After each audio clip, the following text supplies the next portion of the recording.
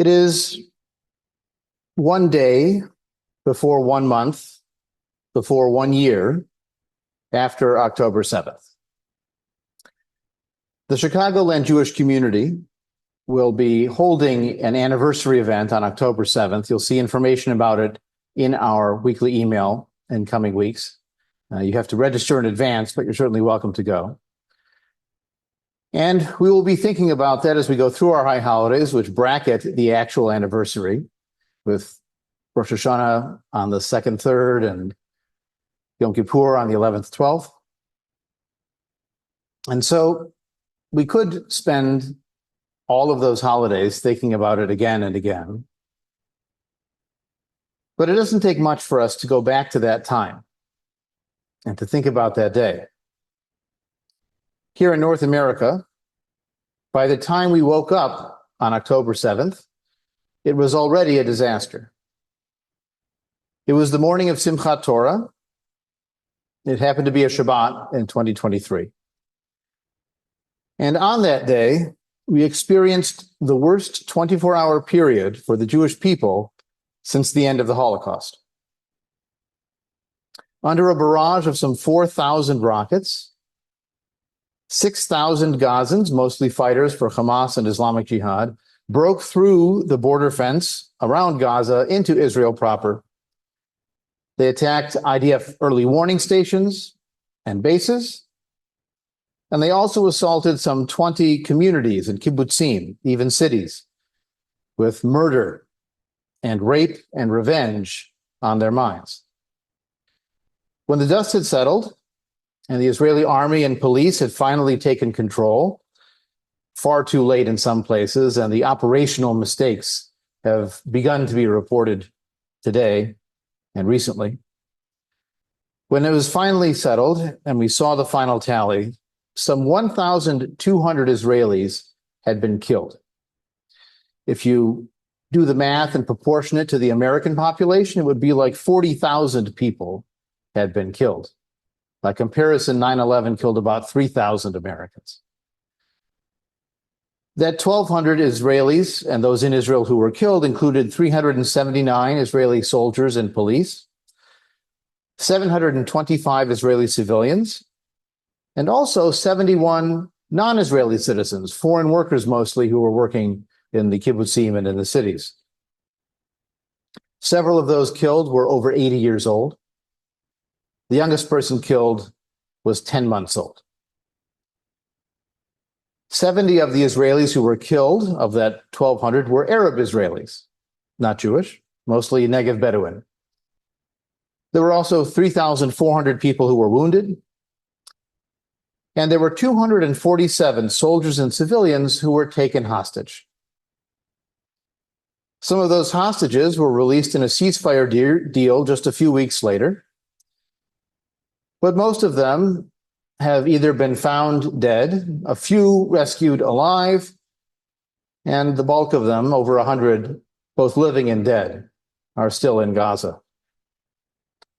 Now, I don't need to replay for you in detail the horrific deaths in Kibbutz Be'eri or at the Nova Music Festival in Re'im, to talk about the video that has since emerged of bodies and fire and terrified hostages and exultant militants, testimony of rape and murder.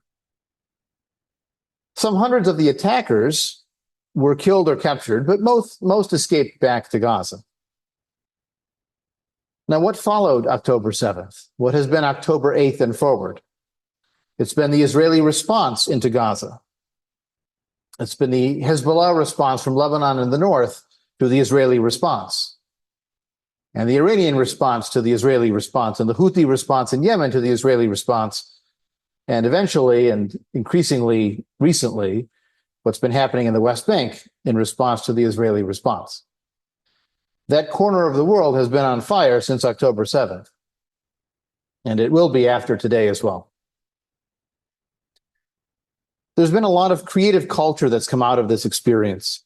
You may have seen the pictures of tables set with empty places in public squares. You may have seen the protest marches. You may have heard testimony of people to what happened that day and how they've been feeling since. And a lot of people have written poetry and songs to try to articulate how they felt. One of the most repeated and spread and discussed in Israel is a poem by Elchanan Nir that appeared in Haaretz, the sort of national New York Times kind of newspaper for Israel, in December of 2023, near the end of the calendar year. It's called Now We Need a New Torah. Now, like air to breathe, we need a new Torah. Now, in this stifled breath and the hacked neck, we need a new Mishnah, a new Gemara, a new Kabbalah, new mystical ascents.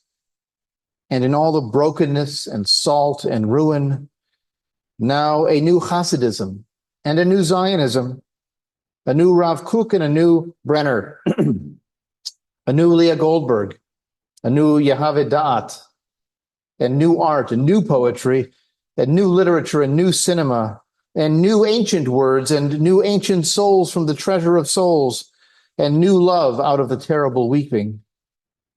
For we have all been flooded by the rivers of Re'im and Be'eri, and we have in us no mountain, and there are no more tablets, and we have no Moses, and we have no strength, and given into our hands is now everything. You can hear echoes of the destruction, but also a greater despair. If everything old is useless now, the old Zionism is useless, the old Hasidism is useless, the old art and poetry we use to articulate a secular Israeli Jewish culture, it's useless. We need new souls. We need new ancient words. The ancient words are not serving us anymore. And we don't have the faith for a new Sinai and new tablets. We certainly don't trust our Moses. We have no Moses. And we seem to be at the end of our rope. Now, I follow Israeli news every day. I follow, of course, what's on American media and social media. I have a subscription to the Israeli paper Haaretz I mentioned. I also listen to a sort of center-right news podcast from the Times of Israel to get a variety of perspectives. And some of their correspondents drive me nuts with their opinions, but that's good. It's good to hear people that you don't agree with. But it's not just news in the Middle East, of course. October 8th and forward has affected what's happened in cities and college campuses, with pro-Palestinian and anti-Israel advocacy on the rise. We've seen an increase in incidents of anti-Semitism. And not just what I would call debatable anti-Semitism, where someone criticizes Israel and someone else is very sensitive and assumes it's anti-Semitic. I'm talking about unambiguous, clear, violent, disturbing anti-Semitism, even more so in Europe and Canada, but here in America as well. We've seen it affect American politics in a number of ways and a number of levels, from local to national. As I mentioned earlier, I've already talked about the anti-Semitism crisis, the campus crisis earlier, and for those watching the video, I'll put links to those talks as well if they are curious to hear more. And I'll have more to say at the High Holidays next month. It's been a challenge to find the right balance of our Jewish focus these last several months. I could talk about this every week, but then we wouldn't be exploring Jewish history or Jewish culture and philosophy and current events and personal growth and all the other aspects of being a well-rounded person. It's not only the crisis. We have to find that balance. And so tonight, I do want to focus on October 7th and the aftermath, what happened, what's happening now, and what might be next. And I would argue that this has raised an existential crisis for many Israelis, but also for many Jews around the world. And we'll talk about that in a moment. And so the war in Gaza, or is it the war on Gaza? Depends on your political perspective. It began with Israeli bombardment and then ground forces moving in after several weeks. There was Hamas rocket fire back. Sometimes the rockets would be fired at the last minute before the army was about to arrive, so they didn't aim particularly well. They haven't caused particularly great casualties, but they've continued, even in the last couple of weeks. One or two here or there, just enough to keep Israel reminded that they're there. There have been thousands of Israelis displaced, both in the north from Hezbollah rockets and in the south from Hamas.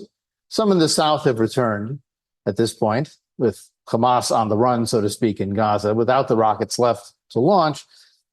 But some have refused to return because they just don't feel safe there anymore. And in the north, many have not been allowed to return. We've seen this internal exile not be unique to the Jews, of course, because in Gaza, there has been massive civilian displacement. When Israel went into the north, the people in the north moved to the center and the south. When they went into the center, they moved to the south. When they went into the south, they had to move back to the north. They're in tents, they're in ruins, they're in dire straits. They've talked about it in terms of an internal exile or even a new Nakba.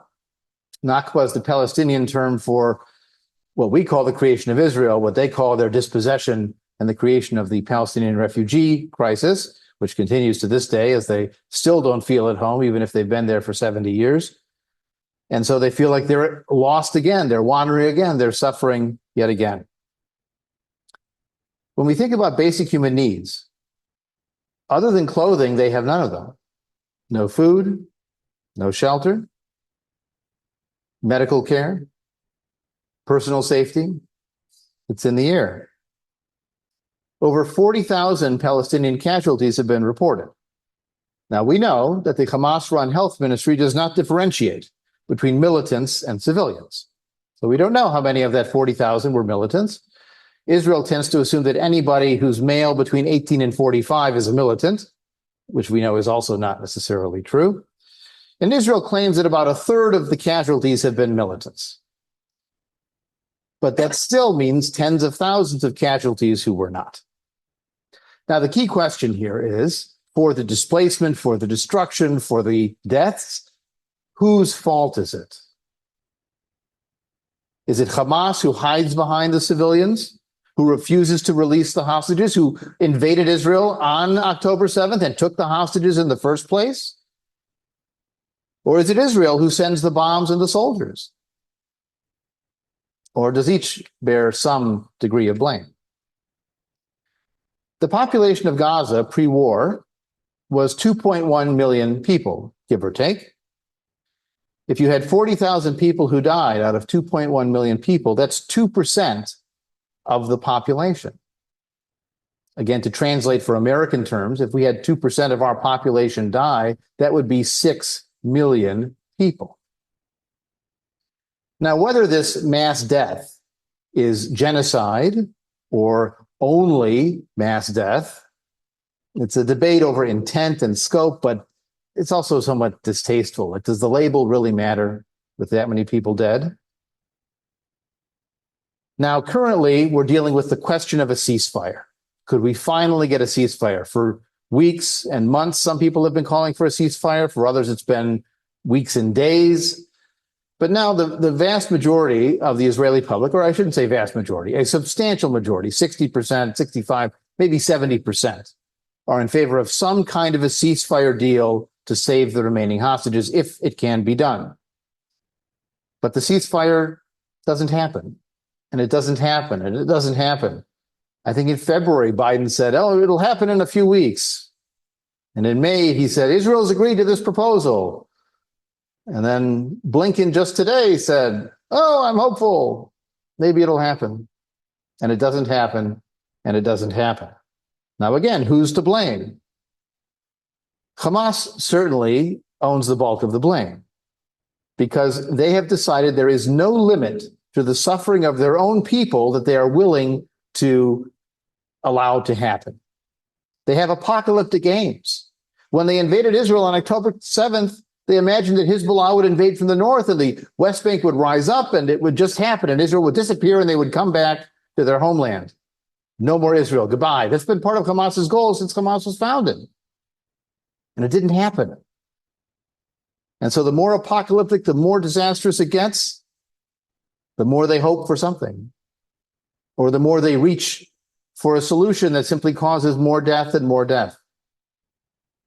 So Hamas will not give in.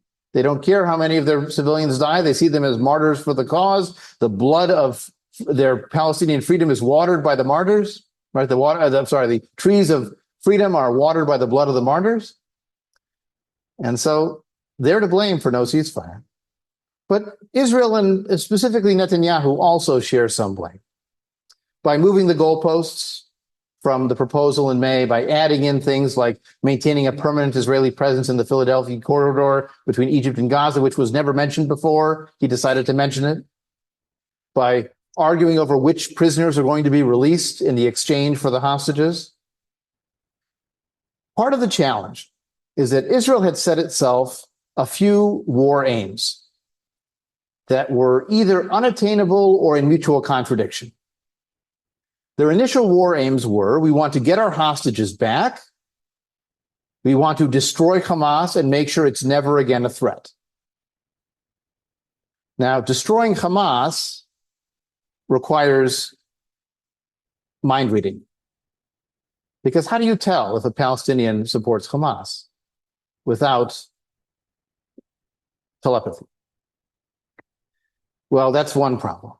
But the second problem, and we've seen it dramatized in the last few weeks, is if you're trying to destroy Hamas and save the hostages, it may be that by trying to destroy Hamas, you are threatening the hostages. You yourself may kill the hostages with bombs, with soldiers. There were those 3 hostages that escaped early in the war and were shot down by Israeli soldiers who thought they were militants. And then we saw this week, when the Israeli army was getting closer and closer to these 6 hostages, they fulfilled what Hamas had told them to do. The guards were told, if the army gets close, kill the hostages and run away. And so they did. And so if you have someone with a gun to the head of a hostage, and they say, don't get closer. If you get closer, I'm going to kill the hostage. And you walk closer, and you walk closer, and you walk closer, and they kill the hostage. Obviously, the hostage taker is the murderer. But you could have stopped. Maybe there was some other way you could have approached the question. So in their goal to undermine Hamas, weaken it, they've tried to find as many tunnels as possible and destroy them, including smuggling tunnels into Egypt. But this raises this new question of this Philadelphia corridor. Will they simply rebuild it? After all, Egypt was supposed to stop smuggling before. Can they be trusted to stop it now, seeing what happened? Or is it back to the same old, same old? And right now in Israel, there is a bitter argument going on over what to do with the hostages, how to save the few that may be left alive. What's the best way to get them back for the smallest possible prisoner exchange? Now, you may recall about 13 years ago, there was an Israeli soldier taken alive as a hostage into Gaza. His name was Gilad Shalit. And ultimately, after a few years of captivity, he was released by Hamas in exchange for 1,000 security prisoners, including a man who wasn't very well known at the time named Yahya Sinwar, who is now the head of Hamas and the militant behind the October 7th invasion. And so it's not an irrational statement to say, I don't want that kind of release again. We did 1,000 for one, and we do that now. That's all these militants who want to destroy Israel back on the streets. Many of them have life sentences for attempting or for killing multiple people. Attempting to kill or for killing multiple people. So what's going to cause Hamas to give up the hostages? Is it causing suffering to the Palestinian population? Well, we now know that's not going to change their mind. But early in the war, the thought was, let's put a blockade in. No water, no food. When the Palestinians suffered, Hamas will let go of the hostages. It didn't happen. Because again, Hamas doesn't see suffering of the Palestinians as a barrier. So then Israel thought, let's invade. Let's put military pressure on Hamas. If Hamas wants to survive, they'll give up the hostages. And maybe that worked in November after the initial invasion. But the more that Israel said, we're going to destroy Hamas, destroy Hamas, destroy Hamas, what incentive does Hamas have to make a deal if Israel says, our goal is to destroy you all? It was sort of like the decision of the Allies in World War II to demand unconditional surrender. If you demand unconditional surrender for the fanatics, it's a fight to the death. That's why in Sun Tzu's Art of War, he says, always leave an escape route for the army. Don't surround them on four sides. Give them some way out. If there were the possibility of exile for Hamas, or a power sharing arrangement with Qataris and the PA, the Palestinian Authority. But there is no exit. Israel said there is no exit for you, Hamas, and so Hamas has no incentive to make a deal. So civilian suffering for Palestinians didn't work. Military pressure hasn't worked. Maybe a negotiation for a ceasefire and a prisoner exchange is possible, but that would mean allowing Hamas to stay in power. And too many politicians and too many platforms have said no Hamas anymore. In fact, the right wing of Netanyahu's coalition is opposed to any hostage deal with Hamas because they don't want any deals with Hamas, period. And Netanyahu is worried about his coalition falling and what would happen if he were not prime minister in his corruption cases, in his legacy, and even a majority of his own supporters think he shouldn't run for prime minister again in the next election. Well, this is the long-term challenge. Hamas is not a threat at the moment.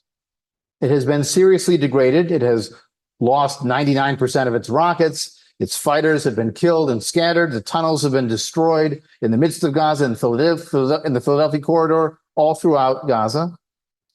Even the reputation with the Palestinians is at a record low because the Palestinians, even if they're mad at Israel for dropping the bombs, they know who made this happen. They know who poked the bear. And so they don't particularly love Hamas at the moment either. That argument over that corridor with Egypt is also an internal Israeli argument because the army chiefs have said, let's save the hostages. We can monitor it remotely. We've got drones. We've got sensors. We'll manage. And Netanyahu says, because Ben Gvir and Smotrich, the right wing of his coalition, say, no withdrawal, no deal. We must have this corridor. Netanyahu won't give in. And he goes in public and he goes into press conferences and he has his maps with his pointer and he's trying to make his PR version of the problem solve his dilemma. Ultimately, of course, there's the long term. And I asked this question in November. What's after? If you don't know what's after, how can you get towards the after? Is there going to be a foreign consortium of people in charge of Gaza for a while? Some kind of native Gazan government that springs up by magic? Will you extend the Palestinian Authority's authority into Gaza itself? If you pull out and do nothing, all that's left is Hamas. And even if they're a gang of thugs, they'll still take power. Every time I've spoken on this topic over the last 11 months, we've talked about the challenge of cutting out the Hamas cancer without killing too much of the body of the Palestinian people in Gaza. Maybe Hamas going into exile, or some of the prisoners not going to Gaza but going abroad. That's one solution that's been floated. Or maybe what happens in Gaza is what happened in Vietnam. As my father put it, explaining it to me, you declare victory and leave. Wherever you are at that moment, we've won. Now we're leaving. Declare victory and leave. We've killed and captured as many fighters as possible. We've destroyed the infrastructure. We've degraded their capacity. Good enough. But can anyone say it's good enough?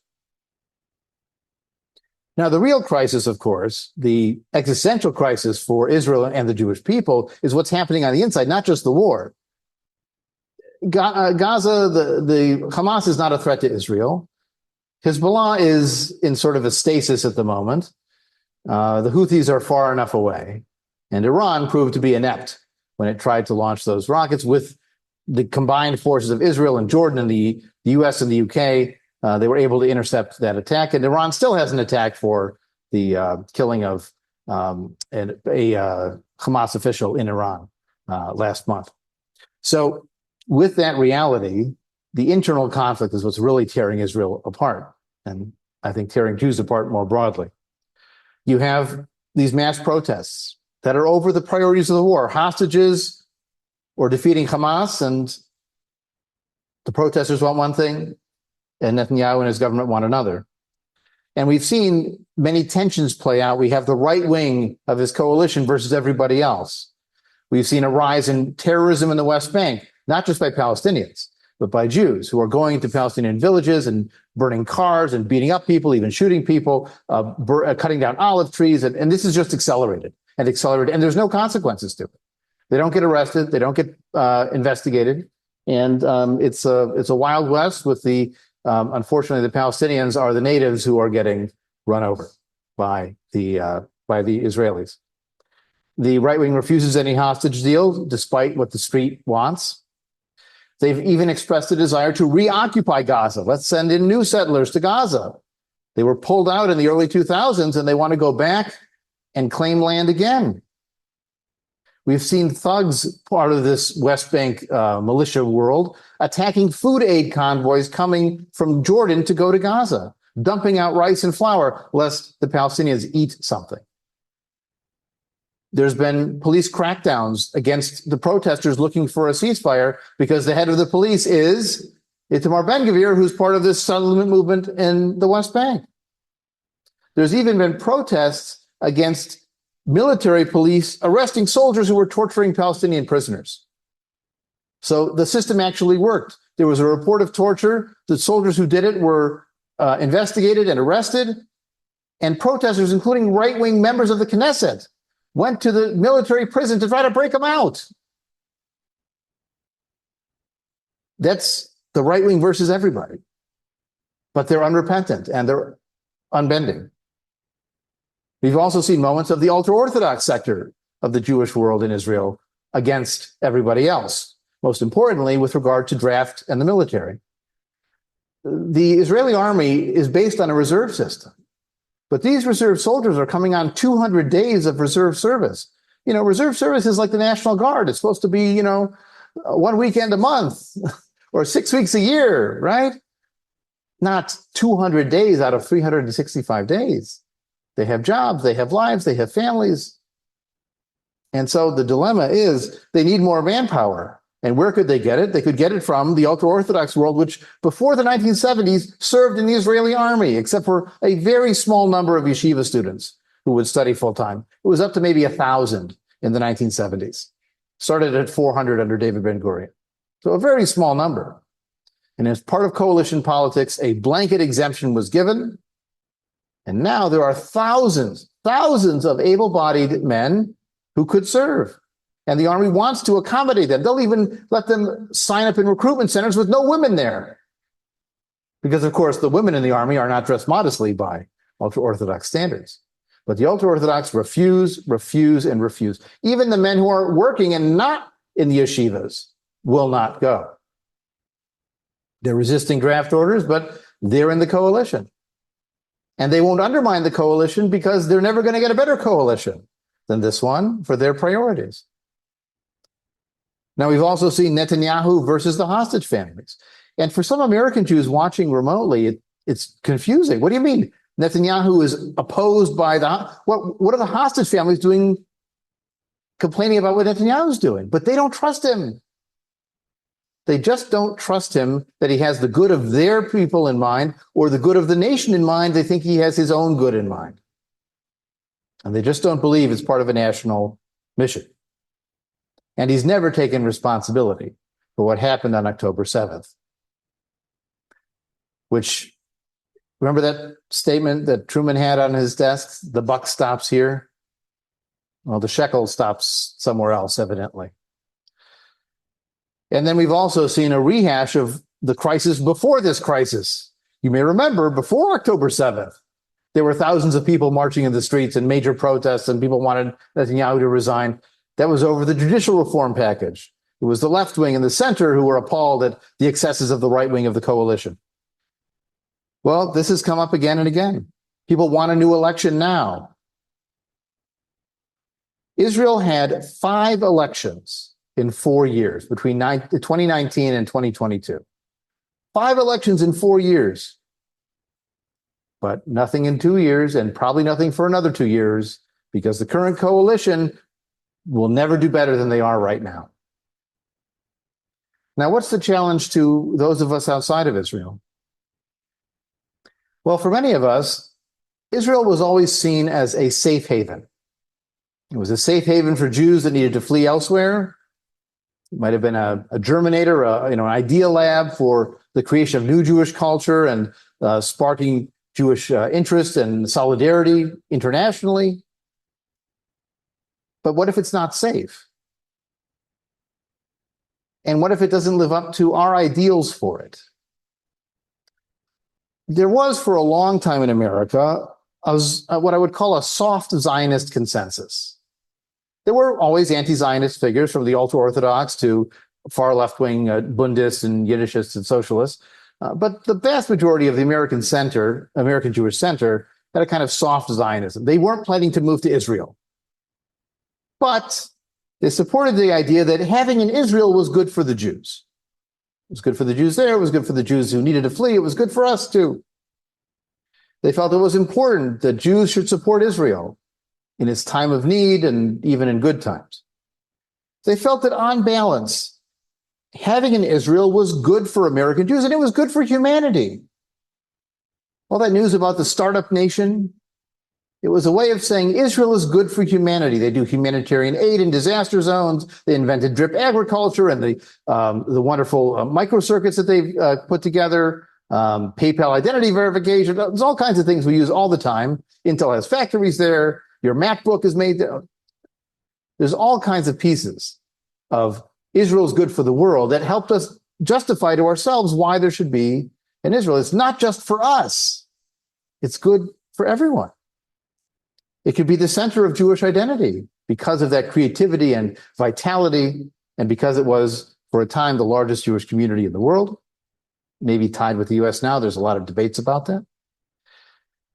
But most importantly, we hear from groups like AIPAC that Israel represents Western values in the Middle East. You could be a Jewish state and a democratic state. Those two sets of values would not contradict. So you didn't have to pick. You could be both.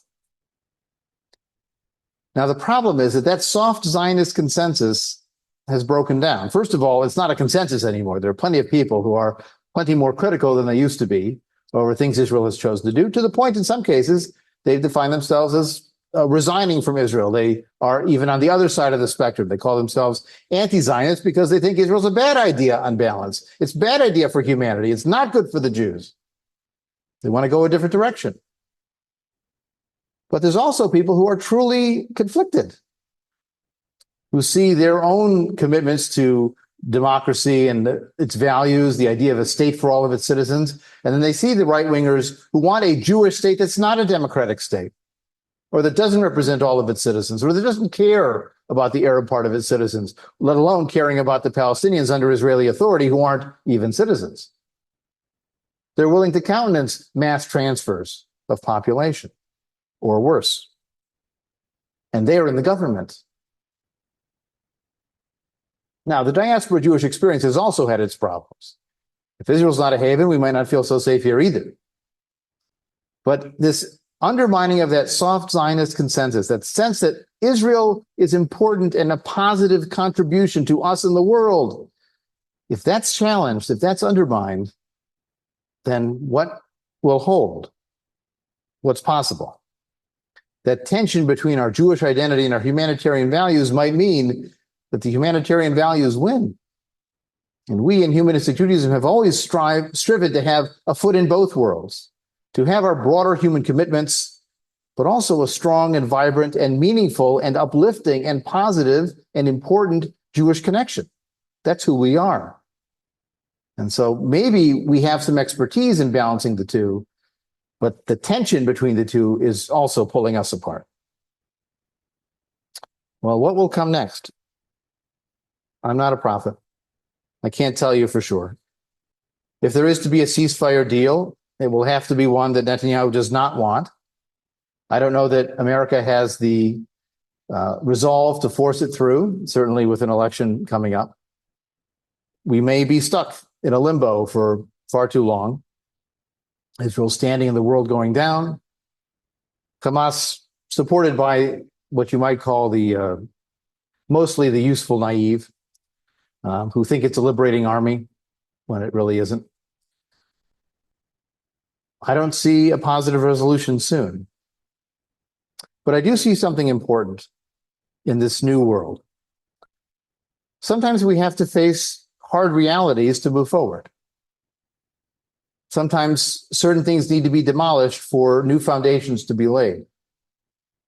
And if there's going to be a future for diaspora Jewish identity in a new relationship with Israel, then it may need some of that consensus, some of those assumptions to be undermined for a new foundation to be built. I want to go back to that poem I mentioned by Elchanan Nir, and then I'm happy to open for your comments, questions, reactions to what I've said. He said we need a new Torah. And there's a lot of grief and a lot of tears and a lot of sadness there. But if we read through it again, you might hear at the end an opportunity. Now, like new air to breathe, we need a new Torah. Now, in this stifled breath and the hacked neck, we need a new Mishnah, a new Gemara, a new Kabbalah, a new mystical ascent. And in all the brokenness and salt and ruin, now a new Hasidism and a new Zionism, a new Rav Kook and a new Brenner, a new Leah Goldberg, a new Yehevedat, and new art and new poetry and new literature and new cinema and new ancient words and new ancient souls from the treasure of souls and new love out of the terrible weeping. For we have all been flooded by the waters and the rivers of Re'im and Be'eri, and we have in us no mountain, and there are no more tablets, and we have no more Moses, and we have no strength, and into our hands everything now has been given. Into our hands everything now has been given, and we can create the new Torah, the new Zionism, the new art, the new poetry, the new soul. It's a disaster. Is it an opportunity? Time will tell.